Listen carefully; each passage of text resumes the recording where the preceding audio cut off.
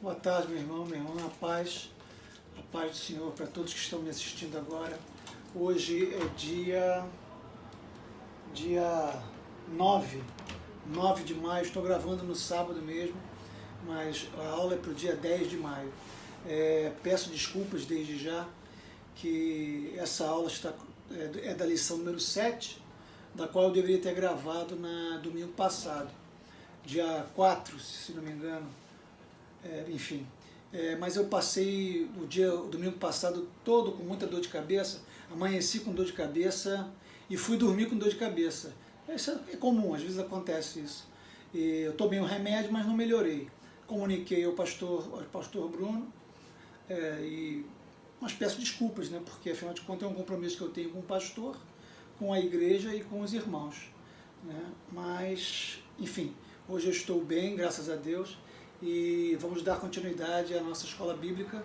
Hoje nós vamos falar sobre a queda do ser humano, que deveria ter sido a aula de domingo passado, né? O livrinho todos conhecem já, né? E a lição é a lição de número 7, a queda do ser humano. Já adianto para vocês que o tema de hoje, da aula de hoje, é bem complexo, mas eu vou tentar abordar ele de uma maneira mais didática possível, sem entrar em muitas doutrinas teológicas, né? Acho que não é a ideia da escola bíblica, não é trazer uma doutrina teológica profunda, né? Eu penso que a gente tem que falar sim sobre alguma teologia, mas basicamente nós temos que nos buscar a nossa base, né, a nossa interpretação, né, a nossa rocha é a Bíblia Sagrada. Claro que temos teólogos inteligentíssimos, mas são seres humanos falhos, né, e são doutrinas interessantes, inteligentes, mas que eu acho que o mais importante é a antropologia bíblica, né, é a nossa Bíblia que tem que ser o nosso rumo norte, a nossa bússola. Vamos lá, vamos dar início então à leitura, como eu fiz na última aula, em relação à revistinha. E vamos parando e fazendo alguns comentários. No texto áureo diz: pelo que, como por um homem entrou o pecado no mundo, e pelo pecado a morte, assim também a morte passou a todos os homens, por isso que todos pecaram. Romanos 5:12. Verdade prática: ao pecar contra Deus, o homem perdeu o completo domínio sobre a criação e tornou-se vulnerável à morte. Em Cristo, porém, temos o reino e a vida eterna. Vamos agora à leitura bíblica em classe. Diz lá, Gênesis 3, 1-17. Ora, a serpente era mais astuta que todas as alimárias do campo que o Senhor Deus tinha feito. E este disse à mulher: é assim que Deus disse: não comereis de toda a árvore do jardim. E disse a mulher à serpente: do fruto das árvores do jardim comeremos, mas do fruto da árvore que está no meio do jardim, disse Deus: não comereis dele, nem nele tocareis, para que não morrais. Então a serpente disse à mulher: certamente não morrereis, porque Deus sabe que no dia em que dele comerdes, se abrirão os vossos olhos, e sereis como Deus, sabendo o bem e o mal. E vendo a mulher que a árvore era boa para se comer, e agradável aos olhos, e árvore desejável para dar entendimento, tomou do seu fruto e comeu, e deu também a seu marido, e ele comeu com ela. Então foram abertos os olhos de ambos, e conheceram que estavam nus, e coseram folhas de figueira, e fizeram para si aventais. O objetivo geral da lição de hoje é conscientizar acerca da gravidade da queda do ser humano. Os objetivos específicos serão relacionar o livre-arbítrio com a soberania divina, apresentar a queda como um evento histórico e real, pontuar as consequências da queda de Adão. Vamos lá então à introdução. Estudaremos hoje o capítulo mais trágico da história, a queda do ser humano.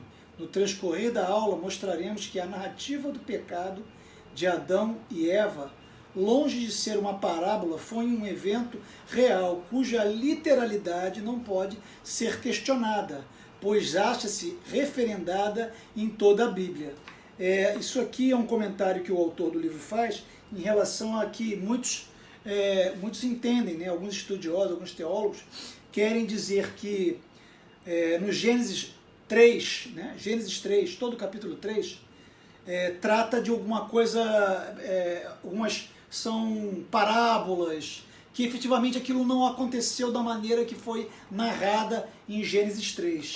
Não vamos ler todo o capítulo aqui, mas vocês em casa aconselho que leiam. Não é grande, claro. Gênesis 3. Aqui. Fala da queda. Mas a serpente mais astuta é exatamente aquilo que nós acabamos de ler aqui, né? Aqui a gente leu de 3, 1 a 7, mas leiam todo o capítulo até o final. Pois bem, muitos autores, teólogos, gostam de dar a entender que esse capítulo 3, que fala da queda, tem algumas coisas, vamos dizer assim, não literais, não históricas, que efetivamente tem algumas parábolas, tem alguns paralelos, não é exatamente o que está sendo narrado aqui na Bíblia, mas na verdade é óbvio que né? Nós todos sabemos que é. Toda essa narrativa que se dá, da maneira que se dá, ocorre de uma maneira literal e histórica, sem nenhuma mudança que possa fazer aqui, nenhuma vírgula. Ok? Apenas para que a gente entenda que, se a gente for entender que essa narrativa não é exatamente o que está aí, da maneira como está narrado na Bíblia, nós vamos acabar com toda a obra de Jesus, né? Se a gente entender, se alguém criar uma dúvida sobre tudo aquilo que está dito ali, nós no fundo, vamos criar uma narrativa em que Jesus não teria o motivo de voltar. Melhor dizer, de vir, né? Jesus não teria o motivo de vir, né, para resgatar os nossos pecados. Então, dizer que o capítulo 3 de Gênesis é uma história contada de certa forma, que não a verdade suprema, é pôr em dúvida também a vinda de Jesus. Por isso que eu acabei de narrar. Continuando. Inicialmente, examinaremos o livre-arbítrio e suas implicações na experiência humana. Em seguida, averiguaremos a queda em si e depois focaremos as consequências da rebelião adâmica. Trata-se, pois, de um tema imprescindível ao estudo da doutrina do homem, conforme a encontramos na Bíblia Sagrada. Que o Espírito Santo nos ilumine a compreender esta aula. Verdade. O livre-arbítrio do ser humano. Neste tópico, definiremos o livre-arbítrio. Em seguida, veremos o seu relacionamento com a soberania divina. E, finalmente, trataremos de responsabilidade humana frente às ordenanças divinas. O livre-arbítrio é o dom que recebemos de Deus, através do qual podemos desimpedidamente escolher entre o bem e o mal. Temos várias passagens bíblicas sobre isso, claro. Sem o livre-arbítrio, não seríamos o que somos hoje. Seres autônomos, conscientes da própria existência e do nosso lugar no universo criado por Deus. A soberania divina é o direito absoluto, irrestrito e inquestionável que possui Deus sobre toda a sua criação. Também temos citações de Êxodo, Deuteronômio e Salmos, também citados na Bíblia. Portanto, o Senhor age como lhe aprouver, e em suas mãos somos o barro, e ele, soberano, o oleiro. Não nos cabe questionar a soberania do Todo-Poderoso. Ele é Deus e Senhor. Não devemos, por outro lado, ver a soberania divina como algo despótico e tirânico, porquanto todas as ações de Deus são fundamentadas em seu amor, justiça e soberania. O que ele faz agora só viremos a compreender, pois lá na frente descansaremos, pois, na vontade divina. Como eu falei no início, em relação ao livre-arbítrio e à soberania, é algo bem debatido ao longo de vários séculos, né, por grandes teólogos. Existem muitas doutrinas falando sobre isso, sobre o livre-arbítrio e a soberania de Deus. E muitos dizendo que há um embate, uma incongruência entre soberania de Deus e livre-arbítrio do homem. O raciocínio básico deles é pueril, mas é fácil de se entender. O raciocínio de quem vê uma incoerência no livre-arbítrio e o poder e a soberania de Deus é que se o homem é livre para escolher A, B, C ou D, Deus não é soberano sobre esse aspecto. Se o homem é livre para escolher aquilo que quer, qual é a soberania de Deus em relação ao homem? Se Deus pode escolher, a soberania fica fragilizada, segundo alguns autores, né? Os mais famosos que tomam, né, todo o debate teológico sobre isso é João Calvino e Jacobus Arminius, um francês e um holandês. Todos já devem ter ouvido falar, pelo menos, de Calvino, de João Calvino. Ele parece ser um pouco mais conhecido, né? Quando conversamos assim com alguns irmãos, a impressão que nos dá é que Calvino tem uma prevalência maior no conhecimento de todos os crentes, todos os irmãos. Mas existe esse embate de pensamentos entre João Calvino e Jacobus Arminius. Veja, eu não vou, como eu disse antes, eu não vou entrar em detalhes sobre a teoria dos dois. Vou passar ao largo disso, né? Vou fazer algumas citações do que eles dizem, mas eu previamente já alerto a vocês que não há nenhuma incoerência, né? Não há nenhuma incongruência entre livre-arbítrio e soberania de Deus. Nós temos que buscar esse conhecimento, essa sabedoria na Bíblia, né? E não nos homens. Repito, embora seja de valia o estudo de João Calvino ou de Armínio, não é de se desprezar, não estou dizendo isso. Estou dizendo que para a nossa aula bíblica não vem ao caso um aprofundamento na teoria doutrina de homens, né? Nós temos que buscar, a nossa aula é uma aula bíblica, nós temos que buscar nossos fundamentos tão somente na nossa Bíblia. É o nosso rumo norte, a nossa bússola. Mas vou fazer alguns comentários aqui rapidamente, para que, afinal de contas, se depois um irmão, uma irmã tiver interesse em buscar um maior aprofundamento desses dois teólogos, vocês já vão ter uma ideia do que procurar, ok? Mas antes de falar sobre isso, propriamente sobre Calvino e Armínio, nós vamos ver na Bíblia, que é o que nos interessa, várias citações em relação ao livre-arbítrio e à soberania de Deus. Trago para os senhores aqui, que nos interessa, passagem de Deuteronômio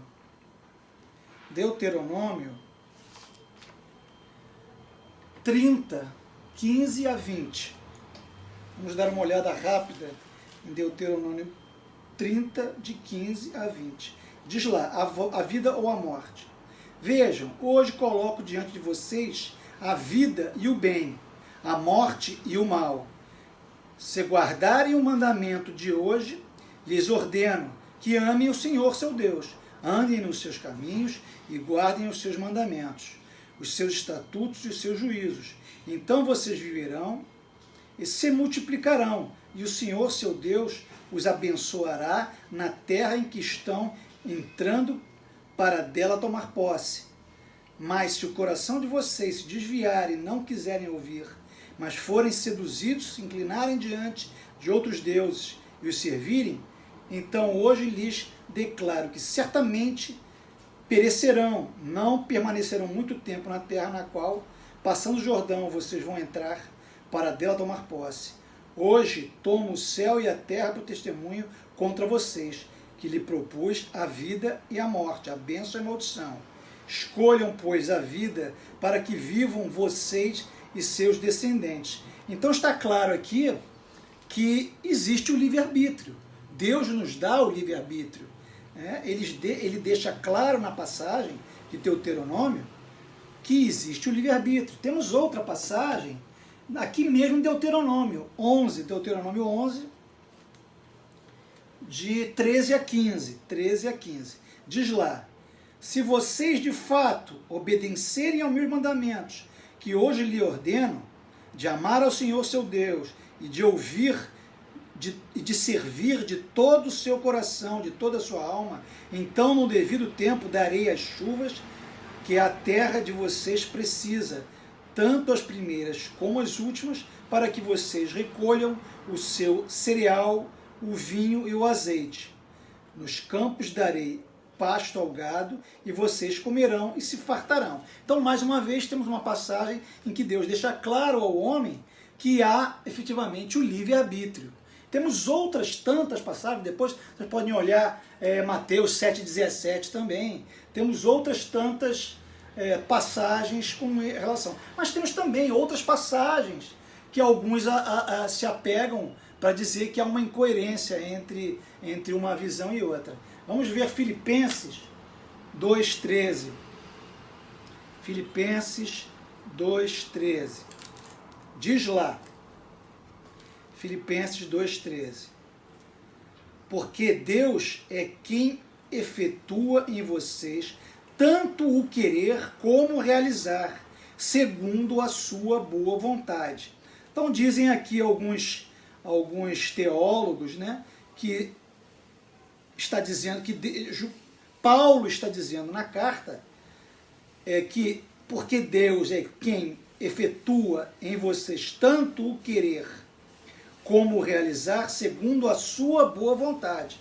E aí dizem alguns, olha, então portanto aqui está a soberania de Deus que vai impactar, né, vai colidir com as outras passagens, em relação ao livre-arbítrio.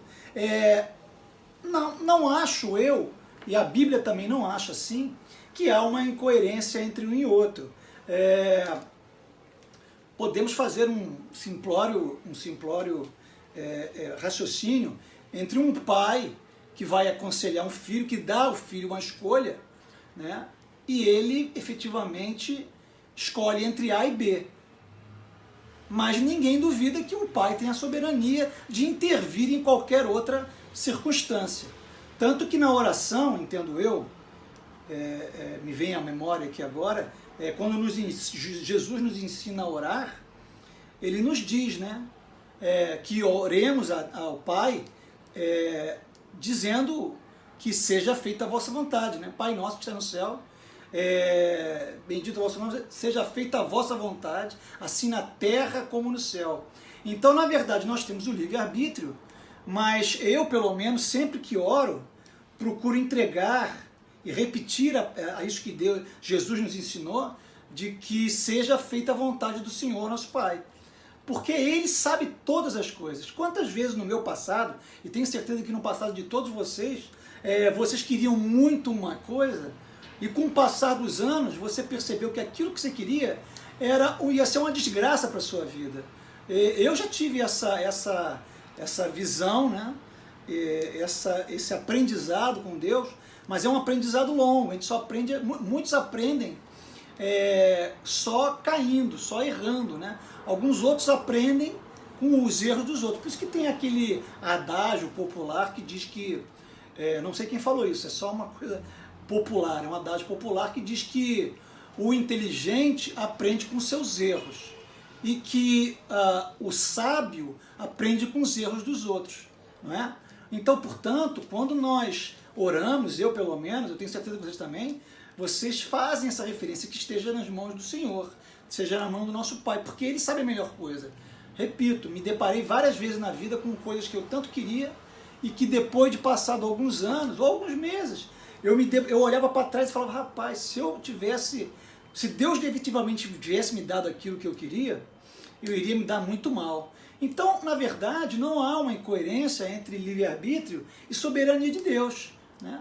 Sempre há uma soberania de Deus, sim, sempre há a soberania de Deus. E a soberania de Deus, ninguém pode negar isso, né? Mas isso não desfaz o nosso livre-arbítrio, a nossa vontade de optar por A ou por B, né? Não há uma incoerência. Vamos agora, né, de uma maneira bem sucinta, falar sobre esses dois teólogos, né, famosíssimos. Os dois defendem 5 tópicos de grande diferença, mas que se vocês forem ver bem, várias igrejas adotam dos 5, são 5 pensamentos antagônicos entre eles, Armínio e Calvino. Mas tem muitas igrejas que adotam dois entendimentos de Calvino, 2 de Armínio, ou seja, não há efetivamente, se você olhar bem naquilo que eles defendem, parecem antagônicos, mas muitas igrejas seguem alguns ensinamentos de Calvino, alguns entendimentos de Calvino, e servem alguns outros de Armínio. Então, você pode se deparar com igrejas que defendem 2 entendimentos de Calvino e 3 de Armínio, ou 3 de Armínio, 2 de Calvino, ou 4 de Calvino, 1 de Armínio. Há uma mistura muito grande, né? A não ser efetivamente os calvinistas, né, que têm um pensamento fechado com Calvino, e aqueles que defendem também o pensamento de Armínio. Esses são, efetivamente, há um antagonismo. Mas fora isso, vamos ver aqui então quais são esses 5 tópicos que eu busquei para vocês aqui. Depois vocês podem procurar na internet, que é facinho de encontrar. O primeiro ponto, Calvino defende que há uma depravação total do ser humano com a queda, com o pecado original. Ele entende, enquanto isso, Armínio entende que a depravação é parcial. Então, o que seria esse raciocínio de Calvino? Enquanto o arminianismo defende o parcial, a depravação total é o aspecto da humanidade está contaminada pelo pecado. E por isso os seres humanos são incapazes de vir a Deus por iniciativa própria. Portanto, Calvino entende que o ser humano, com o pecado original, ficou de tal forma depravada, né, a sua pessoa, o ser humano ficou de tal forma depravado em seu aspecto, né, que para se ir a Deus, a iniciativa tem que ser de Deus. Entenderam? Então, para Calvino, os seres humanos são incapazes de ir a Deus por iniciativa própria. Já para Armínio, ele vê a depravação parcial, defende que cada aspecto da humanidade está contaminada pelo pecado, mas não a ponto de fazer com que os homens não sejam incapazes de colocar a sua fé, né, em Deus por iniciativa própria. Então Armínio entende que há sim uma depravação, ele não nega, nem poderia negar, mas ele entende que é parcial essa depravação, deixando um certo caminho, né, uma certa conduta, arbítrio, né, para o homem, para que ele procure, na fé em Deus, na fé em Jesus, a iniciativa de procurar em Jesus a sua salvação. O segundo ponto Calvino defende a eleição incondicional. O que seria a eleição incondicional? A eleição incondicional afirma que Deus elege pessoas para a salvação baseado inteiramente na sua vontade, na vontade de Deus, e em nada que seja inerente à pessoa. Portanto, Calvino entende que para a salvação só a vontade de Deus prevalece, né? Na verdade, Deus escolhe A, B, C ou D de acordo com a sua única vontade. Já para o Armínio, a eleição é condicional. Afirma que Deus elege as pessoas para a salvação baseada em sua presciência de quem crê em Cristo para a salvação. Não vou emitir juízo de valor aqui, em relação a nada disso que estamos entendendo. Porque o meu entendimento é que o meu entendimento é que, no sentido da Bíblia, é que não há nenhuma incoerência. Deus é justo, Deus é perfeito. Não há nenhuma incoerência nas palavras de Deus. Mas vamos continuar a nossa escola aqui então. O terceiro tópico é a expiação. Calvino defende a expiação limitada. Esse é o terceiro foco da nossa leitura. O Calvino defende a expiação limitada. A expiação limitada é a crença que Jesus morreu apenas para os eleitos, aqueles eleitos. A expiação ilimitada de Armínio é a crença de que Jesus morreu por todos, mas que sua morte não tem efeito enquanto a pessoa não crê. Ok? Vamos então para o quarto tópico. Calvino defende a graça irresistível. A graça irresistível defende que quando Deus chama alguém para a salvação, esta pessoa inevitavelmente virá para a salvação. Então Calvino entende que a graça é irresistível. Na maneira que Deus diz que ele será salvo, essa pessoa inevitavelmente virá para a salvação. Agora, segundo Armínio, a graça é resistível. Afirma que Deus chama a todos para a salvação, mas muitas pessoas resistem e rejeitam esse chamado. Mais uma vez, não dou juízo de valor sobre o que está lendo. Vocês, depois, estudando em casa, tirem os seus próprios entendimentos. E por último, Calvino defende a perseverança dos santos. A perseverança dos santos se refere ao conceito de que a pessoa que é eleita por Deus irá preservar em fé e nunca negará a Cristo ou se desviará dele. A salvação condicional é a visão de Armínio, é a visão de que um crente em Cristo pode, por seu livre-arbítrio, se desviar de Cristo e assim perder a salvação. Ok? Então Calvino entende que a perseverança dos santos impede que aquele que foi escolhido e eleito por Deus não perderá a salvação. Já Armínio entende que não, que o caso seria uma salvação condicional, em que o crente, pode aceitar a Jesus, e pelo livre-arbítrio ele também pode voltar atrás e perder a salvação. Ok? Então esses são os 5 pensamentos mais conflitantes. É claro que tem outros também, mas esses são os mais conflitantes. E como eu disse, tem igrejas que adotam 2 pensamentos para um, 2 para outro, e é uma salada, entendeu? Muitas igrejas adotam só o calvinismo e muitas igrejas adotam só o arminianismo. Ok? Mas como eu disse, isso foi só uma pincelada sobre tudo aquilo que nós estamos falando aqui. Ok? Vamos seguir então aqui onde estava. Soberania divina.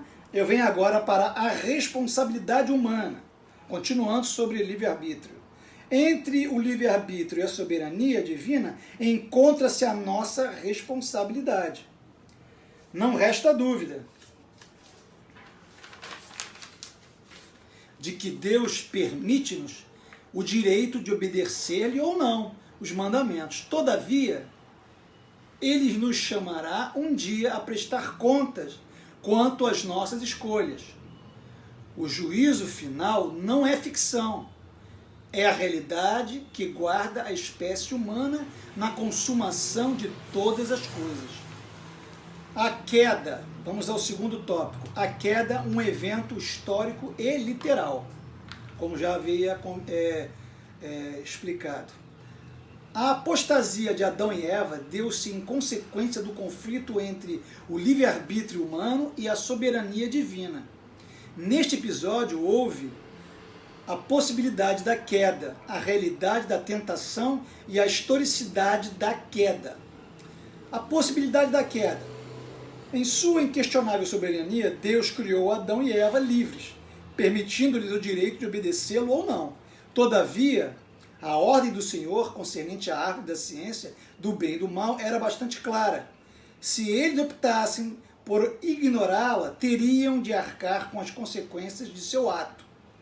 A morte espiritual seguida da morte física. A realidade da tentação. Ao ser tentada pela serpente, Eva deixou-se enganar pela velha e bem arquitetada mentira de Satanás. A possibilidade de o homem vir a ser um Deus, a possibilidade de Deus vir a ser, né, de o homem vir a ser um Deus. No instante seguinte, Adão e Eva pecaram contra Deus. Tendo em vista a representatividade de Adão, foi ele responsabilidade pela entrada do pecado no mundo.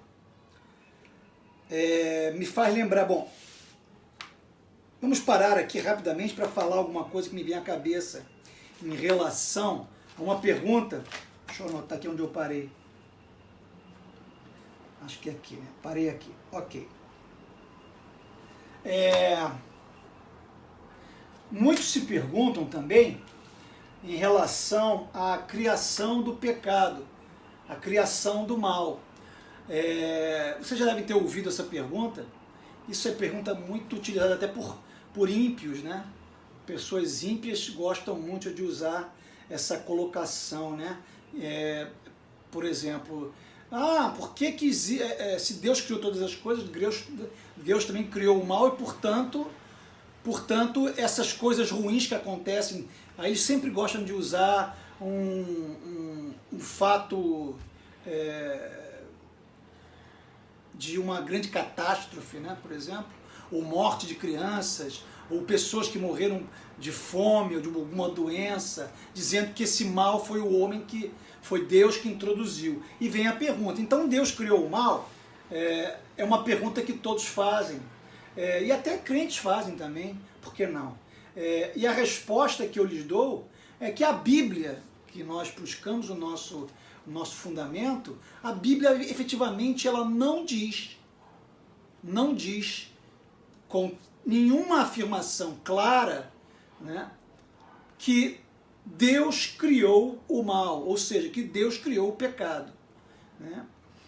Mas podemos deduzir por eliminação de várias passagens de que Deus não criou o mal. Vamos entender o que eu estou falando. Vamos lá rapidamente em Deuteronômio. Tem várias passagens sobre isso que eu vou ler aqui agora, mas vamos nos deter, claro, não temos 2, 3 horas para falar aqui. Vamos em Deuteronômio 32:4.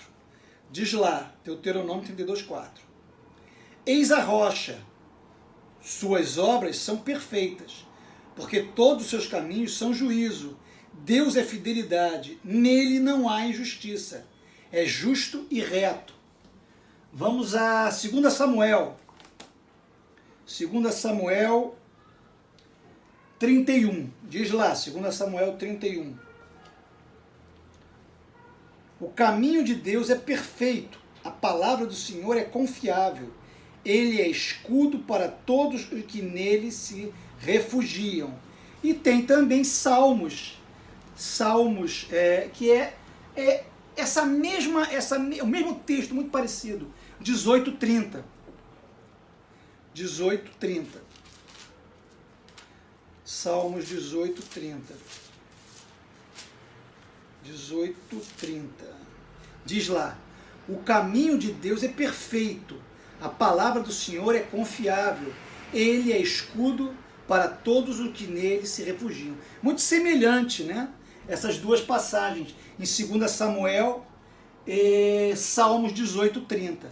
Muito semelhante. Mas, pois bem, como eu lhes disse, a Bíblia deixa claro de que de Deus não pode sair o mal, né? Não existe a possibilidade, por tudo isso que eu acabo de citar, e outras passagens, como eu disse, existem outras passagens que também vão afirmar o mesmo, que Deus é justo, perfeito, santo, só Ele é santo, e que ele não pode conviver com o pecado, nem ver o pecado. Então, portanto, de Deus não nasceu o pecado. Então, João, de onde nasceu?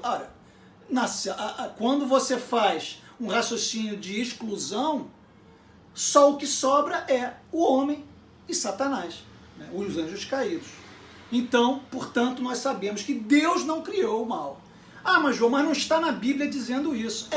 Não está, mas eu acabo de dizer para vocês que como o nosso fundamento de validade, de interpretação na Bíblia, nenhuma passagem diz que Deus criou o mal. Mas diz várias passagens em que o homem e o demônio, né, tem uma grande participação, se não toda a participação, em relação ao pecado. O próprio pecado de Adão e Eva foi claro e evidente no Gênesis, né? Existem várias passagens com relação ao demônio, desnecessário dizer, mas não existe nenhuma simples vírgula dizendo que há a possibilidade do pecado ter sido criado por Deus. Então, portanto, a conclusão lógica é de que Deus não criou o pecado. Ficou realmente na conta do homem, né, do homem caído, claro, e do demônio. Ok? Então, vamos continuar seguindo com a nossa revistinha. A historicidade da queda. A narrativa da queda do ser humano tem de ser acolhida de forma literal, pois o livro de Gênesis não é uma coleção de parábolas, mitologias, mas um relato histórico confiável. Já falamos sobre isso um pouco, né? Tratemos com temor e tremor a Bíblia Sagrada, a inspirada, inerrante, infalível e completa palavra de Deus. Vamos no tópico 3, as consequências da queda de Adão.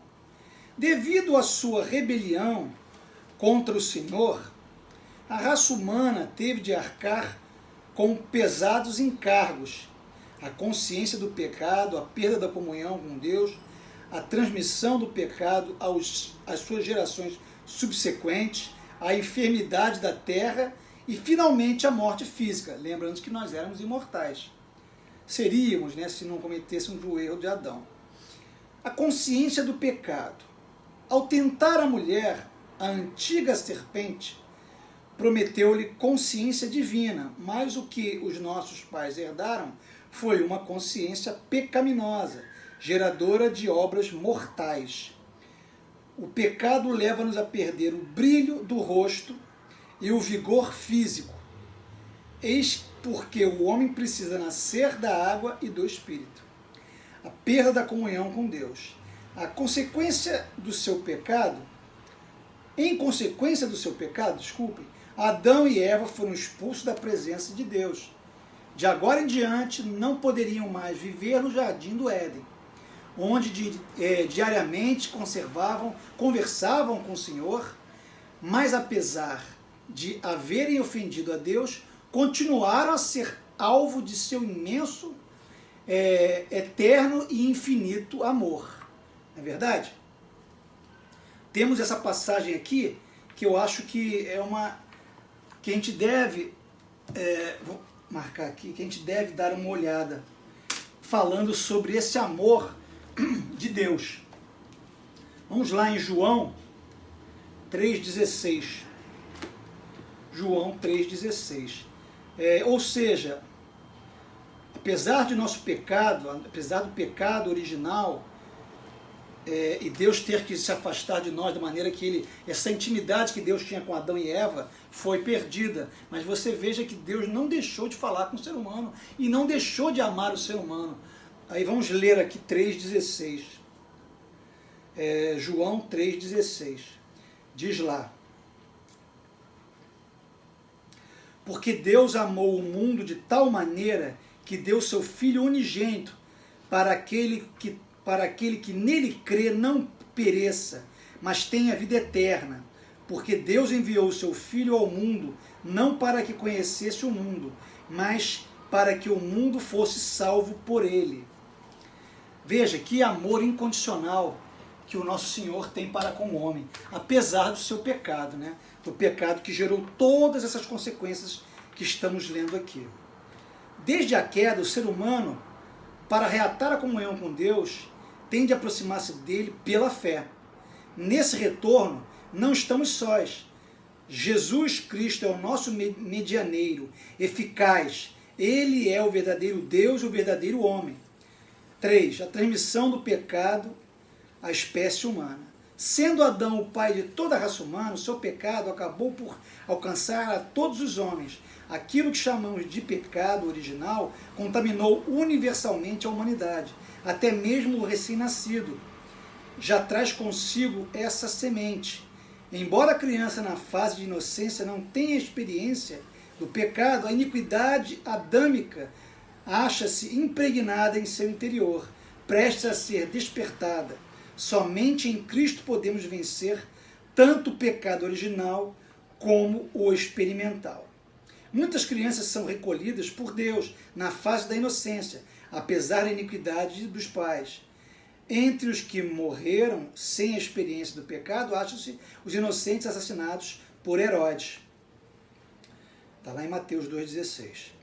A enfermidade da terra. Por causa do pecado de Adão, até a própria terra adoeceu. Expulso do Éden, Adão teria de trabalhar com redobrado esforço a fim de prover o seu sustento cotidiano.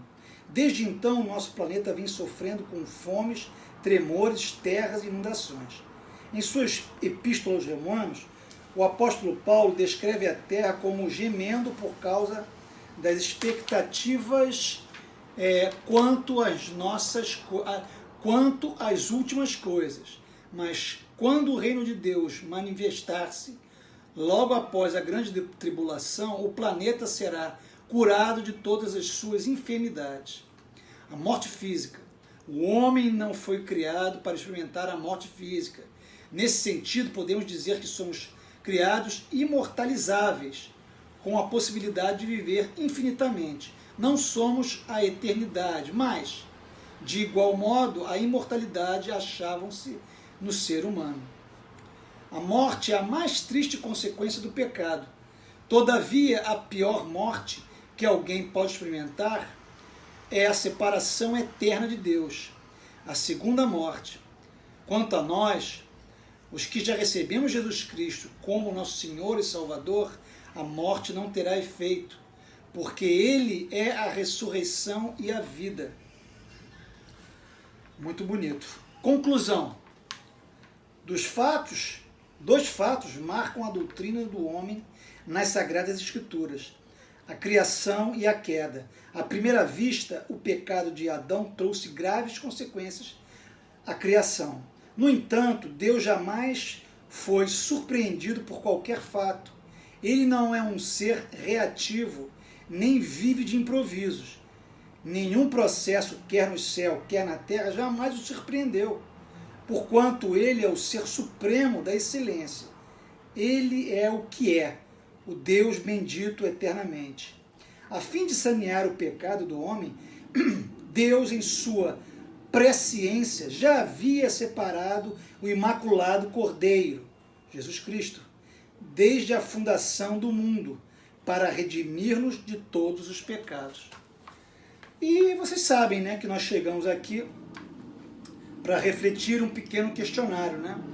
A respeito da queda do ser humano, que é o livre-arbítrio. Há alguma incompatibilidade no livre-arbítrio e a soberania divina, onde nós já falamos também. Aliás, tudo foi falado, né? O que está entre o livre-arbítrio e a soberania divina. O homem foi criado imortalizável. Discorre sobre o assunto. Deus foi surpreendido pela queda do homem. Uma pergunta. Claro que não, né? Mas essa foi então mais uma aula bíblica, né? Espero mais uma vez, com atraso, me desculpem, mas espero mais uma vez ter conseguido passar alguma sabedoria, algum conhecimento, melhor dizendo, sabedoria é só de Deus, né? Algum conhecimento. A nossa sabedoria é ínfima. A gente sempre deve pedir sabedoria em nossas orações. Eu pelo menos assim o faço, né? Mas é claro que a gente sabe que aquela sabedoria que pedimos é infinitamente pequena, mas muitas vezes é o bastante para a gente sair de uma situação de aperto, de coisas que a gente não compreende. Mas espero mais uma vez ter trazido na preparação da aula, algum conhecimento, alguma elucidação de alguma dúvida. Mas mais uma vez eu repito, vamos procurar a leitura bíblica. Se tiverem interesse em buscar alguma coisa de Calvino e Armínio, também não vai quebrar as suas mãos, as mãos de quem tentar ler. Ok? Então, vamos fazer a nossa oração para nos despedirmos de mais essa aula bíblica. Deus amado, Pai querido, nós te agradecemos por mais esse dia, Pai, por mais essa aula bíblica, meu Deus. Te agradecemos por toda a paz, toda a saúde, toda a serenidade que o Senhor tem nos dado, Pai. E pedimos sempre sabedoria nessas aulas que temos aqui todos os domingos, Pai. Agradecemos por todo o conhecimento que o Senhor nos dá para poder buscar a Tua palavra, Pai. Te pedimos também, Pai, que o Senhor continue nos abençoando, Pai, nos trazendo os Teus ensinamentos, abençoa todos aqueles irmãos e irmãs da IMDC que estão assistindo agora essa aula bíblica, abençoe a todos os seus familiares também, aqueles também que não podem, não são da nossa igreja, mas que se estiverem, venham buscar a nossa igreja em Bangu e na Vila da Penha. Te agradecemos e em nome de Jesus te pedimos tudo isso, em nome do nosso Senhor Jesus, Pai, em nome do nosso Senhor Jesus. Deus amado, Pai querido, graça e paz a todos e que tenhamos uma ótima semana, na presença do nosso Senhor Jesus. Ok? Um abraço, fiquem com Deus.